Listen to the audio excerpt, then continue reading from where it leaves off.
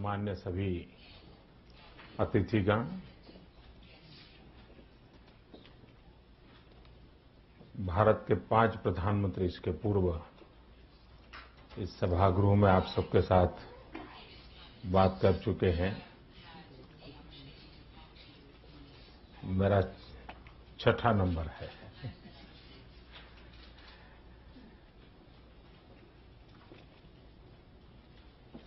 मैं 3 दिन से आपके इस शहर में हूं और मुझे जो उत्साह, उमंग और प्यार मिला है, इसके लिए मैं इस शहर का, यूएस का हृदय से बहुत बहुत आभार व्यक्त करता हूं। मैं विशेष रूप से सीएफआर के इस परंपरा को बधाई देता हूं कि उसकी अपनी एक क्रेडिबिलिटी बनाई है। वे स्वयं अपने विचारों को थोपते नहीं हैं। वे विचारों को सुनते हैं, सब पक्षों के विचारों को सुनते हैं और उसी को जगत के सामने रखते हैं और लोगों पर छोड़ देते हैं कि ये भिन्न भिन्न पहलू हैं, आप जज कीजिए सही क्या है, गलत क्या है। मैं समझता हूं कि ये अपने आप में छोटा काम नहीं है, वरना संस्थागत प्रेम इतना होता है, संस्था की अपनी छवि की चिंता इतनी होती है, वो अपने विचारों को कहीं न कहीं तो रंग देने की कोशिश करता है। लेकिन सीएफआर ने अपने आप को लगातार बचाए रखा है और जैसे के तैसा और सब पहलुओं को ला करके एक समेट करके सबके सामने प्रस्तुत करने की एक परंपरा खड़ी की है। इसके लिए मैं सीएफआर को हृदय से अभिनंदन करता हूं।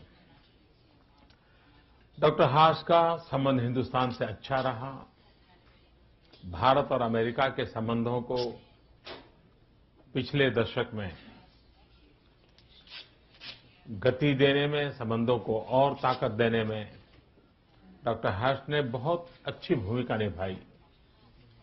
जब वाजपेयी जी की सरकार थी भारत में, तब उनकी बड़ी सक्रिय भूमिका रही थी और हम पूरा भारत उनके इस योगदान को सकारात्मक रूप से हमेशा याद करता है और मैं डॉक्टर हास का उसके लिए हृदय से आज भी अभिनंदन करना चाहता हूं। जैसा अभी डॉक्टर हास ने बताया कि 30 साल के बाद भारत में पहली बार एक पूर्ण बहुमत वाली सरकार चुन करके आई है और वो भी जो हमेशा विपक्ष में रहती थी, वैसी पार्टी जीत करके आई है। और पहली बार भारत में एक ऐसे व्यक्ति को प्रधानमंत्री बनने का अवसर मिला है जो आजाद हिंदुस्तान में पैदा हुआ है। हमारे यहां अब तक जितने प्रधानमंत्री हुए, वो जब ब्रिटिश शासन था उसी काल में उनका जन्म हुआ था और इसलिए मैं वो इंसान हूं जिसे गुलामी के उन दिन देखने का अवसर नहीं आया था। मैं जन्म ही मैंने लोकतंत्र की ब्रीदिंग के साथ किया है। मेरे सांसों-सांस में लोकतंत्र है और वही लोकतंत्र की ताकत के भरोसे आज समाज का एक सबसे छोटा व्यक्ति हिंदुस्तान के इस पद पर पहुंच पाया है। ये लोकतंत्र की ताकत है। पहली बार बहुमत मिला है और उसके कारण करीब करीब 2 जनरेशन जो अपनी आशा आकांक्षाओं को समेट करके बैठे थे, एकदम से उफान आया है।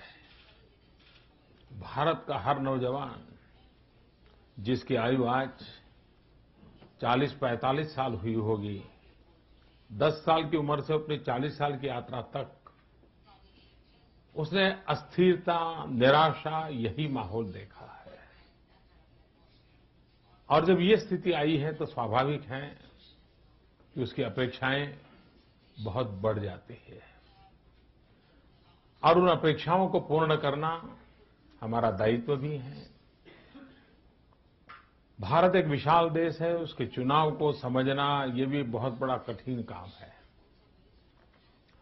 और जैसे पश्चिम के देशों में चुनावों पर किताबें लिखी जाती हैं, भारत में उस प्रकार की परंपरा अभी तक तो नहीं बनी है और उसके कारण चुनाव का रूप, रंग, उसका दायरा, इसका पूरा अंदाज जब तक कि कोई व्यक्ति वहां चुनाव को निकट से न देखे उसको अंदाज नहीं आ सकता।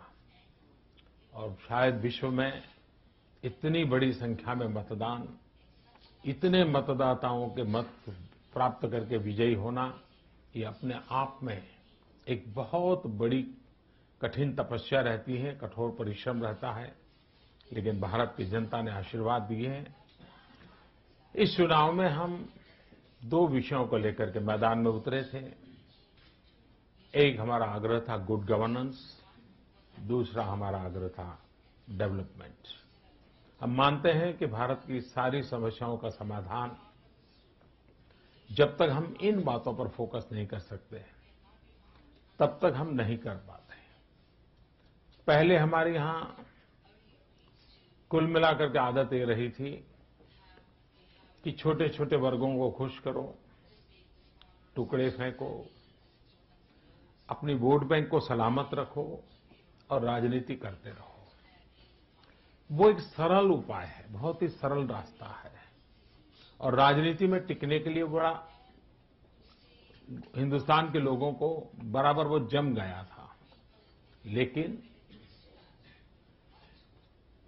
गुड गवर्नेंस की बात करना, डेवलपमेंट की बात करना, छोटे विषयों से ऊपर उठ के बात करना, ये बहुत ही कठिन काम है। लेकिन इस बात को लोगों ने इसलिए स्वीकारा क्योंकि भारत की जो युवा पीढ़ी है उसकी सोच बदली है। भारत की जो यंग जनरेशन है वो उन टुकड़ों में अब जीना नहीं चाहती है। अब तक जिस प्रकार से उनको ट्रीटमेंट मिली है उस ट्रीटमेंट से वो खुश नहीं है, वो कुछ नया चाहती है। और भारत एक भाग्यवान देश है, वो दुनिया का सबसे पुराना सिविलाइजेशन है, साथ साथ दुनिया का सबसे युवा देश है। ये एक बड़ा यूनिक कॉम्बिनेशन हमारे पास है कि महान विरासत भी है और हम youngest country of the world है। हमारे 65% जनसंख्या 35 साल से कम उम्र की है। इस यूथ का जो एस्पिरेशंस है, ये यूथ के मन के अंदर जो पड़े हुए विचार है, उसी का परिणाम है कि इतना बड़ा राजनीतिक परिवर्तन आया है। ये बात निश्चित है कि राजनीति में स्टेबिलिटी वो अपने आप में एक बहुत बड़ा मैसेज होता है। हम जानते हैं कि अगर स्टेबिलिटी है तो सामान्य मानवी को भरोसा होता है कि हाँ भाई चलिए अब कुछ नीतियों के आधार पर चलेगा, हम साथ चल सकते हैं। तो भारत की जनता ने स्टेबिलिटी का निर्णय कर करके विकास की यात्रा की नींव डालने का काम स्वयं जनता जनार्दन ने किया है। मैं इस बात में विश्वास करता रहा हूं, जब मैं गुड गवर्नेंस कहता हूं तब मिनिमम गवर्नमेंट, मैक्सिमम गवर्नेंस। क्योंकि इतना बड़ा देश चलाने के लिए इतने बड़े परंपराएं, इतने बड़े नियम, इतनी बड़ी हायरार्कीज, यही चीजें हैं जो रुकावट का कारण बन जाती है। वो सरकारी व्यवस्था ही एक प्रकार से बोझ बन जाती है। मेरी कोशिश है सारी प्रोसेस सरल कैसे हो, स्पीडी कैसे हो, उस दिशा में हमारी कोशिश है। ट्रांसपेरेंसी कैसे आए, ये हमारी कोशिश है। हम ई गवर्नेंस की ओर बल दे रहे हैं, इलेक्ट्रॉनिक गवर्नेंस, और इसके कारण इफेक्टिव गवर्नेंस की पूरी संभावना है, इजी गवर्नेंस की संभावना है, उस पर हमारा बल है। और दूसरी बात है डेवलपमेंट। डेवलपमेंट में भी हमारे दो फलक हैं।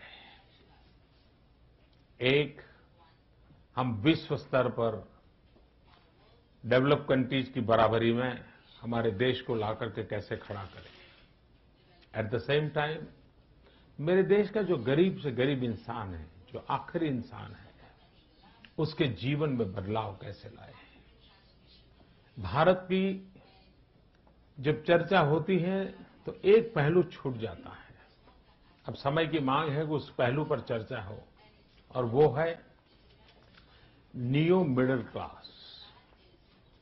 जो लोग गरीबी से बाहर आए हैं लेकिन अभी मध्यम वर्ग की अवस्था तक पहुंचे नहीं हैं और अब गरीबी में वापस जाना नहीं चाहते हैं, ये ऐसा एक बहुत बड़ा बल्क है।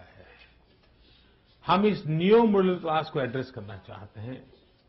अगर हम नियो मिडिल क्लास को एड्रेस करते हैं, उसकी आर्थिक जीवन में बदलाव लाते हैं, तो गरीबी से बाहर निकलने का हौसला बुलंद हो जाएगा। अगर हमने नियो मिडिल क्लास के प्रति उदासी बरती और दुर्भाग्य से वो फिर गरीबी की ओर चला गया, तो कभी भी गरीब को बाहर रहने की आने की इच्छा नहीं होगी। वो यही मानेगा परमात्मा ने तय किया है और ऐसे ही गुजारा कर लो, जो होगा सो देखा जाएगा। मैं ये मनोवैज्ञानिक स्थिति को बदलना चाहता हूं, और उसके लिए इस तबके के विकास के लिए क्या योजनाएं हो सकती हैं, उस पर हम बल दे रहे हैं। जब मैं कहता हूं हम ग्लोबल लेवल पर जाना चाहते हैं, जिसमें हम हमारा ग्रोथ रेट बढ़ाना चाहते हैं, हमारी इकोनॉमी को हम और तेज बनाना चाहते हैं। अच्छा है, पहले 3 महीने में ही हम 4.5 से 5.7 तक हमारे ग्रोथ को 1% पहले 3 महीने में बढ़ाने में सफल हुए हैं। और उसका एक मूल कारण है, सरकार चुनने के बाद एक विश्वास का माहौल बना है, और उस विश्वास का माहौल है वो सबसे ज्यादा गति देता है। कभी कभी कोई पेशेंट बीमार हो और किसी दूसरे शहर में बीमार हो गया हो, जब तक उसको अपना डॉक्टर नहीं मिलता है वो ठीक नहीं होता है, उसको चिंता रहती है, उसको खुद का डॉक्टर चाहिए।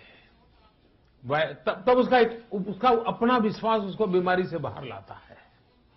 और इसलिए लोगों ने जिस विश्वास के साथ अपनी सरकार बनाई है, उस सरकार खुद ने बनाई है, अपनी अच्छा आकांक्षाओं की पूर्ति के लिए बनाई है, उसके कारण जनता के अंदर अपने आप में एक विश्वास पैदा हुआ है। और विश्वास बहुत बड़ा साइकोलॉजिकल काम इन दिनों कर रहा है, जिसके कारण एक मैग्नेटिक इफेक्ट आज मैं देख रहा हूं कि चारों तरफ से विकास की तरफ की दौड़ का एक माहौल बना है, और जो हमें विश्व के समृद्ध देशों की बराबरी में ले जाने के लिए संभावनाओं को जन्म देता है। हम हमारी इकोनॉमी को 3 पिलर पर आगे बढ़ाना चाहते हैं: agriculture, manufacturing and service sector. और तीनों को हम बैलेंस करना चाहते हैं। हमारी पूरी इकोनॉमी में 30% कंट्रीब्यूशन एग्रीकल्चर का हो, 30% मैन्युफैक्चरिंग का हो, 30% सर्विस सेक्टर का हो। कभी कभार अगर एक आध भी नीचे चला गया तो भी देश की इकोनॉमी को कोई तकलीफ न हो, और उस दिशा में हम आगे चल रहे हैं। जब हम मैन्युफैक्चरिंग सेक्टर की बात करते हैं, तब हम मेक इन इंडिया का एक बुलंद विश्वास जगाने की कोशिश कर रहे हैं। हम दुनिया को कहते हैं कि आइए मेक इन इंडिया। और मैं इंडिया के लोगों को कहता हूं कि आप भी ऐसा मैन्युफैक्चरिंग कीजिए ताकि आपकी प्रोडक्ट दुनिया के बाजार में चले। और उसके लिए मैं कहता हूं, जीरो डिफेक्ट जीरो इफेक्ट। हमारी प्रोडक्ट ऐसी हो जो जीरो डिफेक्ट हो, हमारी प्रोडक्ट की प्रोसेस ऐसी हो कि जो एनवायरनमेंट पर जीरो इफेक्ट करती हो। और इसलिए जीरो डिफेक्ट, जीरो इफेक्ट के साथ हम मैन्युफैक्चरिंग प्रोसेस एंड प्रोडक्ट उन पर हम अपना बल दें, तो हम दुनिया के अंदर अपनी जगह बनाने के लिए सफल हो जाएंगे। जब मैं मेक इन इंडिया की बात करता हूं कि तो दुनिया के लोग आए, आज दुनिया के हर उद्योगकार को उत्पादन तो करना है, मार्केट अवेलेबल है, उसकी चिंता यही है कि लो कॉस्ट प्रोडक्शन कैसे हो, इफेक्टिव गवर्नेंस की सुविधा कैसे मिले, अपने इन्वेस्टमेंट की सिक्योरिटी कैसे हो, उसको प्रॉपर ह्यूमन रिसोर्स कैसे मिले, अपने मुलाजिम के लिए, अपने अफसरों के लिए क्वालिटी ऑफ लाइफ कैसे उपलब्ध हो। अगर इन बातों पर ध्यान दिया गया तो विदेश के लोगों को आकर के संभावनाएं बढ़ गया। और भारत जहां युवा देश है तो हम स्किल डेवलपमेंट पर बल दे रहे हैं। स्किल डेवलपमेंट में भी मेरे दो पहलू हैं। एक, 2020 तक दुनिया को बहुत बड़े वर्कफोर्स की आवश्यकता लगने वाली है। विश्व को इतने बड़े वर्कफोर्स की आवश्यकता लगने वाली है कि वो वर्कफोर्स कहां से मिलेगा उसका चिंता का विषय है। भारत युवा देश है, दुनिया की वर्कफोर्स की रिक्वायरमेंट पूरे करने का सामर्थ्य हिंदुस्तान में है। दुनिया को कितने ही प्रकार के लोगों की जरूरत पड़ेगी, उस काम को हम करना चाहते हैं। उसी प्रकार से हम वो भी स्किल डेवलपमेंट करना चाहते हैं कि जिसमें हमारे एंटरप्रेन्योर तैयार हो और वो लोग हो जो जॉब क्रिएटर्स हो।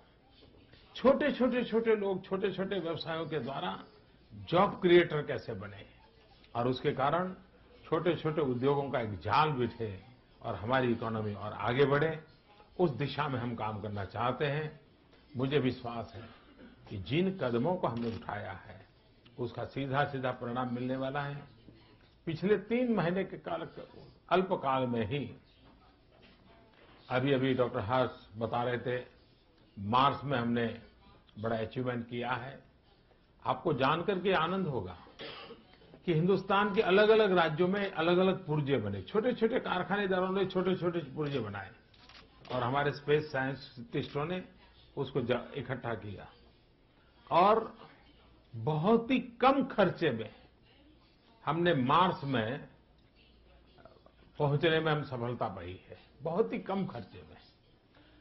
खर्चे को अगर मैं कहूं तो हॉलीवुड की फिल्म इससे ज्यादा महंगी होती है। हॉलीवुड की फिल्म से भी कम खर्चे में मार्स ने 65 करोड़ किलोमीटर 650 मिलियन माइल्स की यात्रा पूरी की है और वहां पहुंचे हैं। और दुनिया में भारत पहला देश है कि जो पहले ही प्रयत्न में सफल हुआ है। अब तक किसी ने 6 प्रयास के बाद, किसी ने 8 प्रयास के बाद सफलता मिली। भारत पहला देश है जिसको पहले ही प्रयास में सफलता मिली है।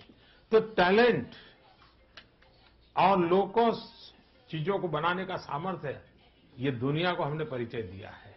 जो मैन्युफैक्चरिंग सेक्टर के लोग हैं उनको अब और कुछ देखने की जरूरत, जरा हमारा मार्स के एक्सपीरियंस का ही केस स्टडी करें।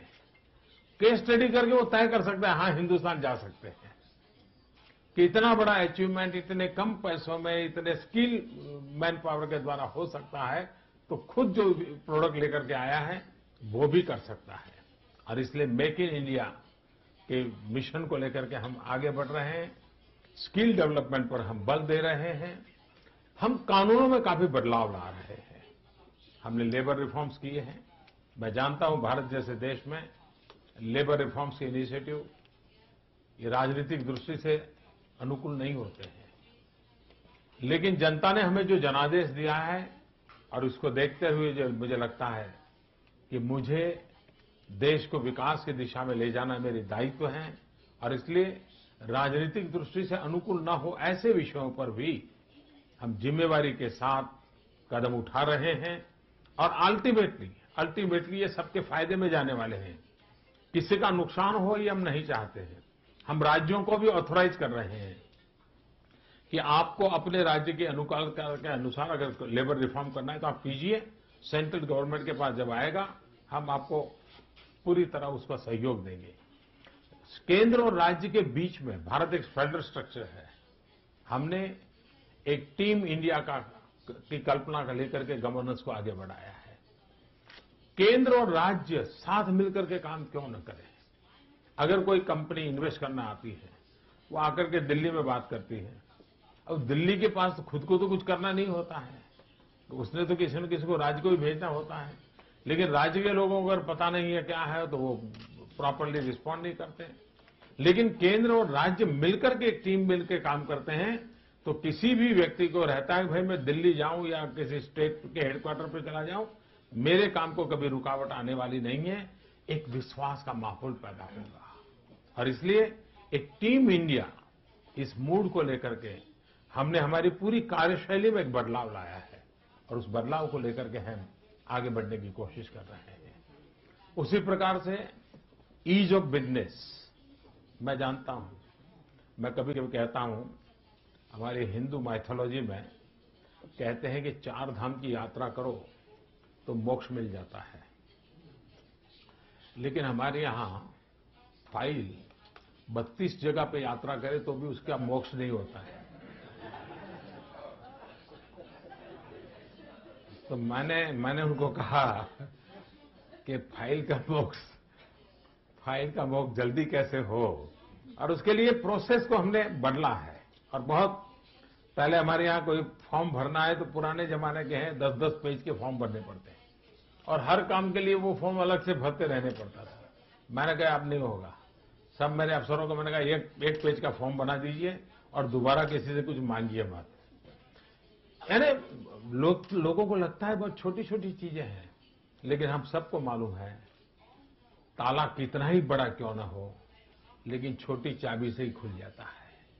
और इसलिए छोटी छोटी चीजें बहुत बड़े रास्ते खोल देती है, और उसी को बल दे करके हम पूरी व्यवस्था को आगे बढ़ाने का प्रयास कर रहे हैं। हमने फॉरेन डायरेक्ट इन्वेस्टमेंट के लिए बड़े महत्वपूर्ण इनिशिएटिव पहले ही बजट में ले लिए हैं। भारत का रेलवे तंत्र, लोगों का ध्यान नहीं गया है, लेकिन आर्थिक प्रवृत्ति का इससे बड़ा कोई क्षेत्र नहीं हो सकता है। ये दुनिया की सेकंड लार्जेस्ट रेलवे लाइन है। इतना बड़ा रेलवे का काम है, हम उसमें प्राइवेट इन्वेस्टमेंट चाहते हैं। कई सालों से बात होती नहीं थी। मुझे कई बड़े यहाँ के इंडस्ट्रियल हाउसेस के बड़े बड़े लोग मिले, वो मुझे कह रहे थे साहब हम सुनते तो आए हैं लेकिन हुआ नहीं कुछ। मैंने कहा साहब आप सुनते आए हो, अब हो चुका है। हमने बजट में, कानून में, ऑफिशियली रेलवे में 100% एफडीआई अलाउ कर दिया है। 100% एफडीआई अलाउ। हम रेलवे को अपग्रेड करना चाहते हैं, हम रेलवे को स्पीड बढ़ाना चाहते हैं, हम रेलवे को एक्सपांड करना चाहते हैं। हम हिंदुस्तान के अंदर ट्रांसपोर्टेशन के लिए मेन हमारी आत्मा है, उसको रेलवे के द्वारा करना चाहते हैं, पूरा हम कन्वर्ट करना चाहते हैं। मैं मानता हूं कि ट्रिलियंस ऑफ ट्रिलियन डॉलर का बिजनेस अकेले हिंदुस्तान की रेलवे के साथ जुड़ा हुआ है। और दुनिया में, और वो काम ऐसा है, कोई बहुत बड़े रॉकेट साइंस की जरूरत नहीं है। एक अच्छे कारखाने के लोग आ जाएं, इस काम में जुड़ सकते हैं। मेरे पास मैन पावर है, आपके पास पैसे हैं, मेरे पास टैलेंट है, आपके पास बिजनेस का एक्सपीरियंस है। दोनों को मिला करके हम इस चीज को कर सकते हैं। और 125 करोड़ लोगों की जिंदगी में बदलाव इन्हीं चीजों से आ सकता है, और इन चीजों को लाने का प्रयास कर रहे हैं। हम एनवायरमेंट के लिए भी इतने ही कॉन्शियस है। मैं जब गुजरात में मुख्यमंत्री था, तो Gujarat was the fourth government in the world जिसका क्लाइमेट चेंज का अलग डिपार्टमेंट था, और हमने क्लाइमेट चेंज को बहुत बढ़ावा दिया था।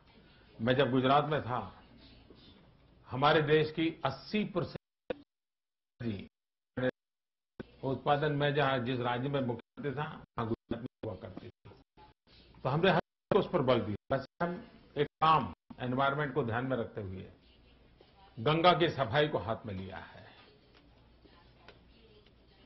2500 किलोमीटर लंबी गंगा, और भारत की 30% पॉपुलेशन के जीवन को प्रभावित करती है। 30-40% उसका जीवन उसी से जुड़ा है। वहां के गांव का अर्थ कारण उससे जुड़ा हुआ है। पूरा हमारा एग्रीकल्चर सेक्टर गंगा के आधार पर चला हुआ है नॉर्थ बेल्ट में। और उत्तराखंड हो, उत्तर प्रदेश हो, बिहार हो, पश्चिम बंगाल हो, ये सारा इलाका ऐसा है जहां गरीबी के सामने लड़ाई लड़ना हमारी सबसे बड़ी प्राथमिकता है। उस काम को लेकर के हम आगे बढ़े हैं और गंगा की सफाई तो होगी, एनवायरनमेंट का प्रोटेक्शन का भी होगा, लेकिन एट द सेम टाइम वो वहां के उन गरीब इलाकों की इकोनॉमी को जनरेट करने का एक बहुत बड़ा आधार बनने वाला है। और मैं गंगा की सफाई एक पूरा जन आंदोलन खड़ा करने वाला हूं। विश्व भर में जो लोग एनवायरमेंटलिस्ट लोग हैं, उनको भी मैं निमंत्रण करने वाला हूं। मैं जो गंगा के प्रति आस्था रखने वाले लोग दुनिया में रहते हैं, उनको भी निमंत्रण देने वाला हूं।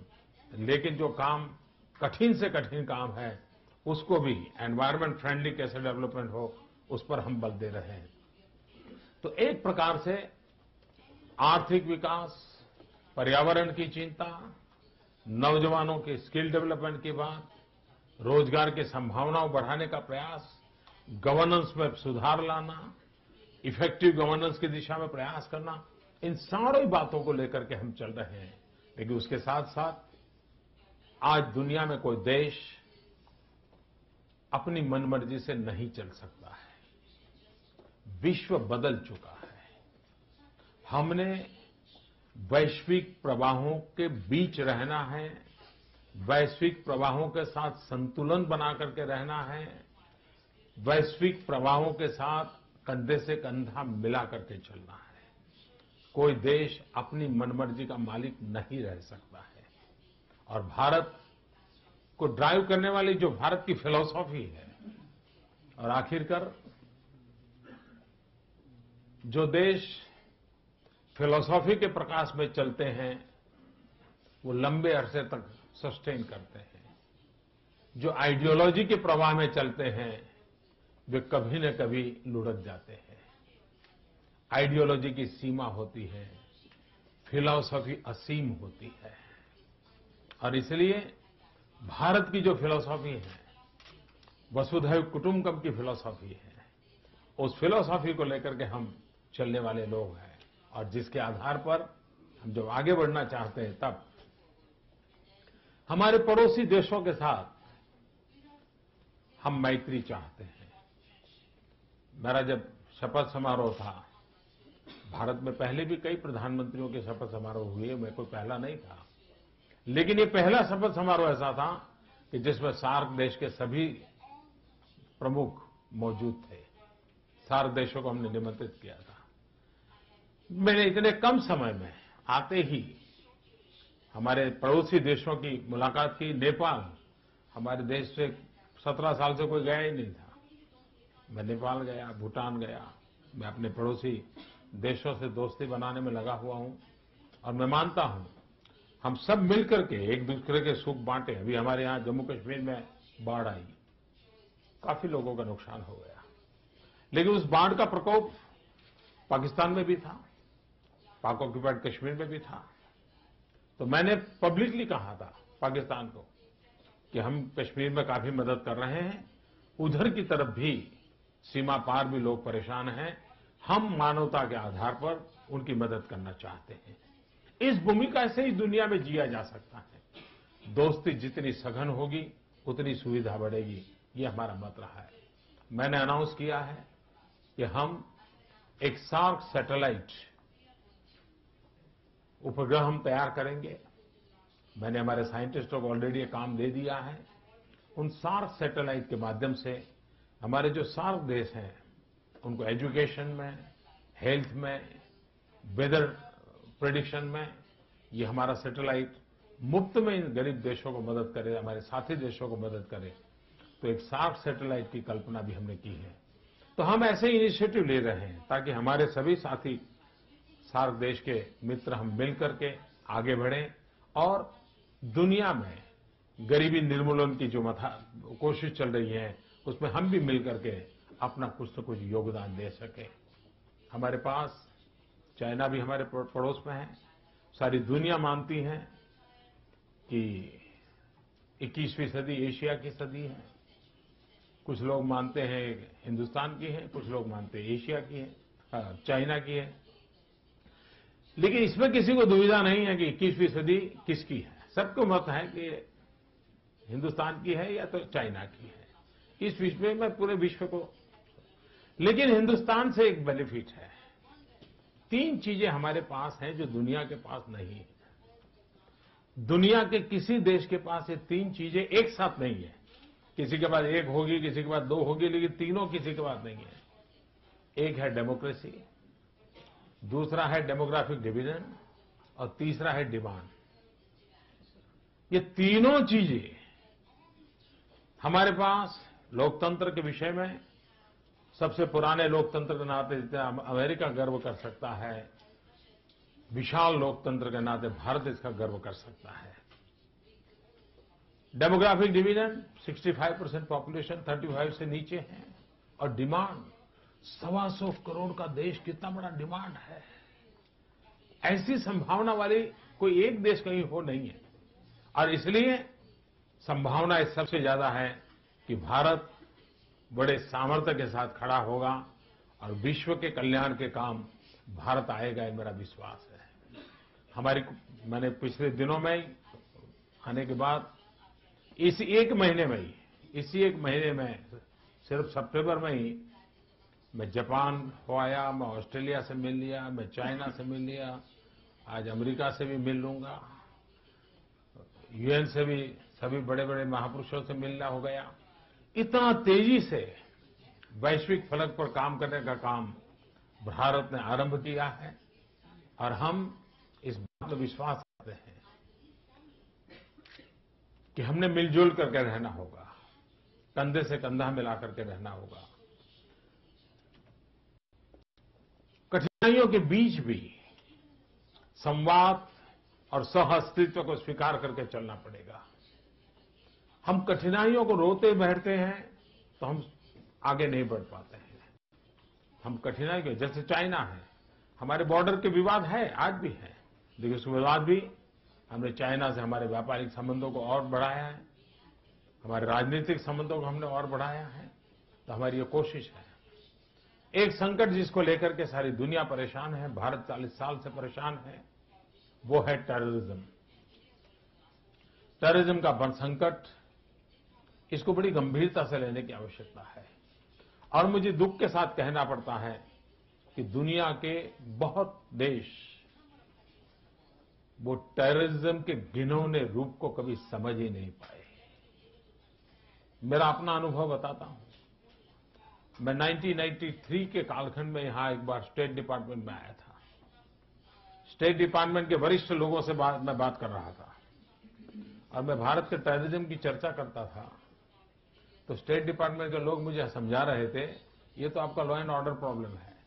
मैं उनको समझा रहा था ये टेररिज्म है, वो कहते थे लॉ एंड ऑर्डर प्रॉब्लम है। वो कहते थे आपको सरकार ठीक चलाना आता नहीं है, कानून नहीं है। इसके मैं उनको समझाता रहा। हमारी 15 मिनट का टाइम तय हुआ था, 1.5 घंटे चर्चा चली, लेकिन मैं उनको समझा नहीं पाया। लेकिन मैं जब 93 में आया तो उन्होंने सामने से मुझे कहा, आइए आप एक बार बैठेंगे, बात करेंगे। तो मैं फिर से स्टेट डिपार्टमेंट गया और इस बार वो मुझे समझा रहे थे टेररिज्म क्या होता है। वो इसलिए समझा रहे थे कि उस समय यहां ट्रेड सेंटर पर बम फूट चुका था, बम का धमाका हो चुका था। यानी जब तक हमारे गम में बम नहीं गिरता है तब तक हमें टेररिज्म का पता नहीं चलता है।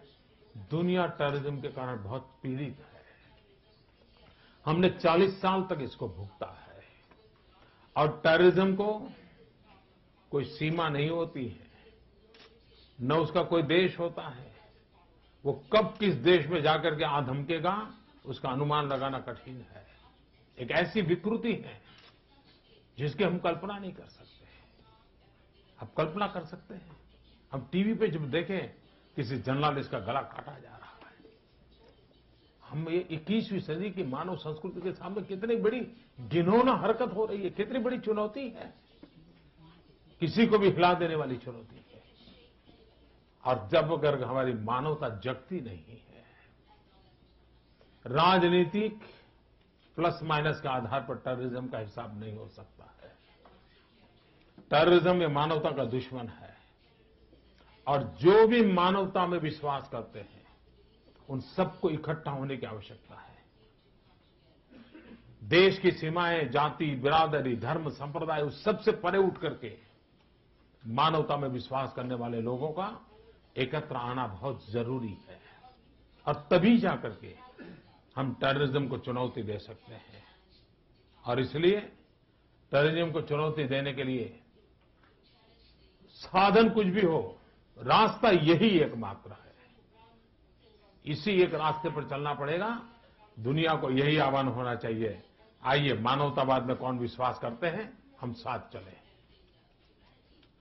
टेररिज्म को हम अलग अलग तराजू से नहीं तोल सकते। बैड टेररिज्म, गुड टेररिज्म, ऐसा नहीं चल सकता। मुझे पसंद आने वाले देश में टेररिज्म है तो चलता है, चलने दो, आंख बंद कर दो। मुझे पसंद ना आने वाले देश में टेररिज्म चलता है तो अच्छा ऐसा है, ऐसे नहीं होता है। टेररिज्म होता है। अगर उसको गुड और बैड टेररिज्म हमने कर दिया तो वो टेररिस्ट उसका सबसे ज्यादा फायदा उठाएंगे। आज जो हम पश्चिम एशिया का हाल देख रहे हैं, संपत्ति की कमी नहीं थी, धन की वर्षा हो रही थी। पिछले 3 दशक में आर्थिक समृद्धि में पश्चिम एशिया बहुत तेज गति से आगे बढ़ा, लेकिन क्या हालत आकर के खड़ी रही थी। और इसलिए मानवता के दुश्मन का ये जो गतिविधि है, उसके खिलाफ विश्व को एक आवाज बन करके कंधे से कंधा मिला करके लड़ाई लड़नी पड़ेगी। और तब जाकर के हम मानवता की रक्षा कर पाएंगे। और मानवता आकर के उस तत्वज्ञान के और उस आदर्शों पर चलती है जिसके आधार पर हम सबके कल्याण की कल्पना करते हैं। उस सबके कल्याण की कल्पना करते हैं। हम उस परंपरा और फिलॉसफी की जब मैं बात करता था, हम वो लोग हैं जिन्होंने वेद काल से मंत्र सीखा था, सर्वे अपि सुखिनः सन्तु सर्वे सन्तु निरामया सर्वे भद्राणि पश्यन्तु मा कश्चित् दुःख भाग् भवेत्। हम उस परंपरा से निकले हुए लोग हैं जिसमें हम चाहते हैं सब सुखी हो, सब शारीरिक रूप से स्वस्थ हो, सब प्रॉस्परस हो। ये फिलोसॉफी लेकर के हम बड़े हुए हैं। सिर्फ भारत में रहने वाले ही सुखी हो, ये कल्पना भारत की नहीं है। और इसलिए हम विश्व कल्याण के मार्ग को प्रशस्त करने वाले लोग हैं। और उस विचार को लेकर के हम आगे बढ़ रहे हैं। भारत बहुत तेजी से आगे बढ़ेगा, मेरा विश्वास है। हम टूरिज्म को बढ़ावा देने की कोशिश कर रहे हैं। मैं भी आप सबको निमंत्रित करता हूं, आइए भारत देखने जैसा देखें, रहने जैसा देखें। और मेरा ये मंत्र रहा है, टूरिज्म यूनाइट्स, टेररिज्म डिवाइड्स। इसलिए मैं चाहता हूं हम मिले जुले जाएं, देखें दुनिया से। जितना ज्यादा उसको करेंगे उतना ज्यादा लाभ करता होगा। मुझे आप सबके बीच आने का अवसर मिला, मैं आपका बहुत बहुत आभारी हूं। बहुत बहुत धन्यवाद।